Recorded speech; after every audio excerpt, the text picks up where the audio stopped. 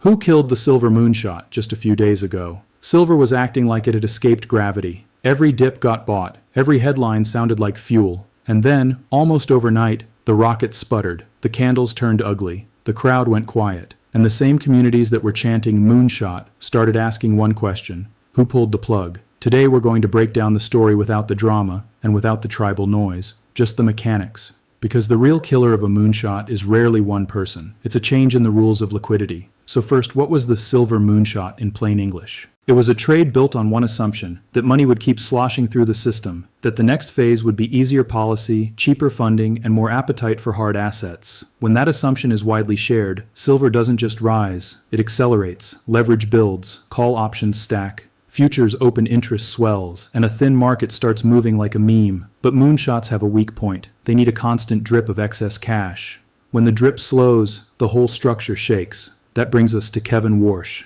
In the last several sessions, markets started treating the nomination as a signal that the policy mix might not be easy across the board. Even if short rates can come down, the balance sheet path and the bond buying path could tighten at the same time. And for precious metals, that combination is a cold shower. Let's translate that into 3 levers you can actually understand. Lever 1, the price of money. If traders expect lower short-term rates, some assets celebrate. But metals don't celebrate lower rates by themselves. Metals celebrate lower rates when it also means easier overall liquidity and weaker currency pressure. Lower rates plus tight liquidity is a different animal. It can feel like stepping off the brake while also running out of fuel. Lever 2, the size of the liquidity tank.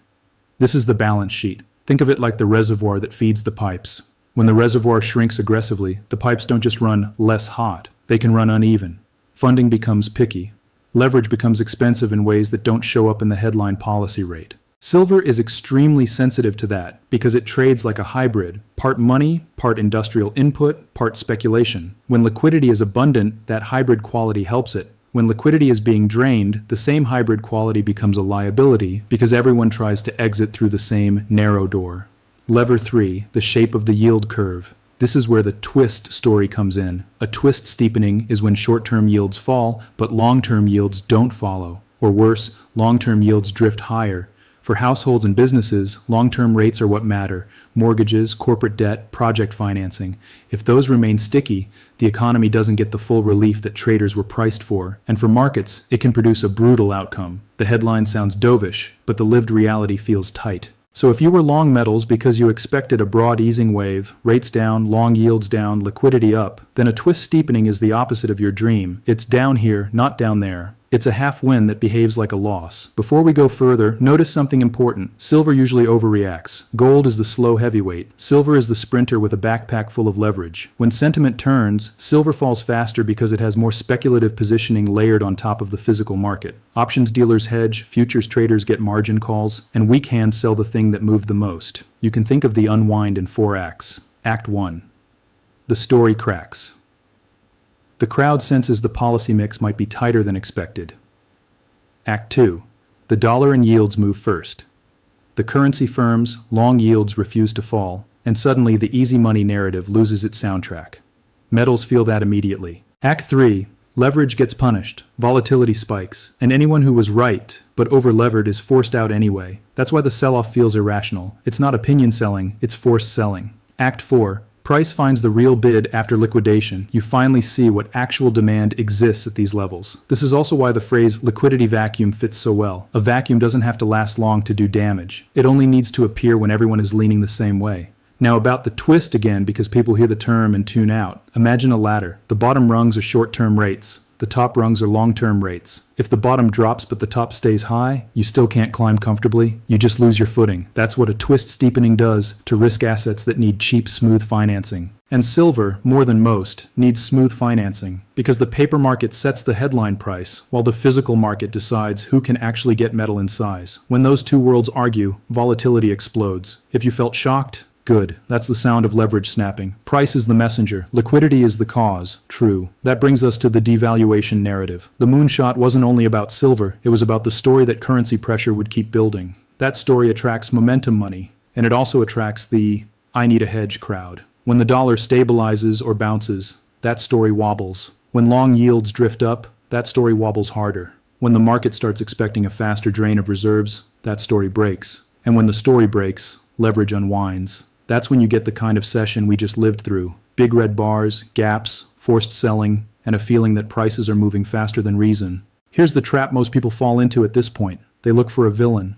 But a moonshot doesn't die because a villain pressed a button. It dies because positioning was crowded and the marginal buyer vanished. The nomination simply became the moment the crowd noticed the liquidity math changed. So why did enemy number one stick as a label in the hard money world? Because those communities don't judge policy by speeches. They judge it by whether the system is inflating or draining. And Warsh is being read as someone who could cut in one area while draining in another. That looks to them like a wolf in sheep's clothing. The headline says support. The plumbing says withdrawal. Whether that label is fair is a separate question. What matters is that the label changes behavior. If traders believe the plumbing is turning against them, they de-risk first and ask questions later. Now let's talk about the independence trade in a way that stays practical. Markets hate surprises. They especially hate mixed signals. When a policy transition looks unpredictable, traders demand a bigger uncertainty premium. That premium shows up as higher long yields, wider credit spreads, and a stronger bid for cash. And that environment is not friendly to leveraged metals trades. So even if you love silver long-term, you should respect what the market is signaling short-term. Uncertainty can be tightening. What should you watch next if you want to know whether the moonshot is truly dead or just paused? Watch list 1. The dollar's temperature. Not a prediction, just a thermometer. If the dollar keeps firming, metals often struggle. If the dollar rolls over again, metals get oxygen. Recently we've seen a sharp bounce after a crowded trade leaned the other way. Watch list 2. Long yields, not just headline rates. If long yields stay elevated or drift higher, that's the twist working against you. If long yields finally soften, that's a sign the market believes borrowing costs can actually fall for the real economy. Watch list 3. Liquidity signs. You can feel tightness shows up in odd places. Sudden volatility in funding markets, stress in high beta risk assets, and risk-off behavior even when headlines sound calm. When liquidity is plentiful, dips are gentle. When liquidity is scarce, dips are cliffs. Now let's bring it home with a simple framework. Silver moonshots are not killed by bad news. They are killed by a change in the marginal buyer's funding conditions. If the funding environment shifts toward less leverage, more cash, more term premium, the moonshot gets grounded. If the funding environment shifts back toward more liquidity, cheaper leverage, weaker currency pressure, the moonshot reignites. So the real question isn't who killed it.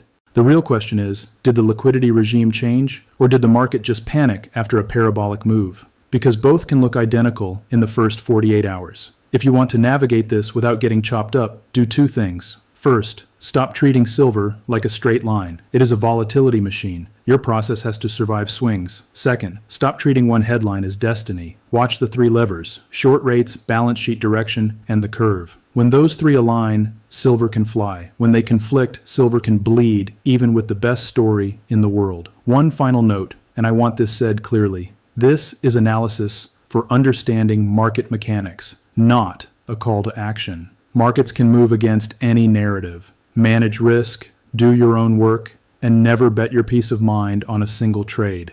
Now, I want to ask you a simple question. Do you think the silver moonshot is dead or just delayed by a liquidity reset? Comment one word, dead or delayed. And if you want the next update when the plumbing shifts again, subscribe, because in metals, the real story is never the chart. It's the delivery, the funding, and the rules behind the price.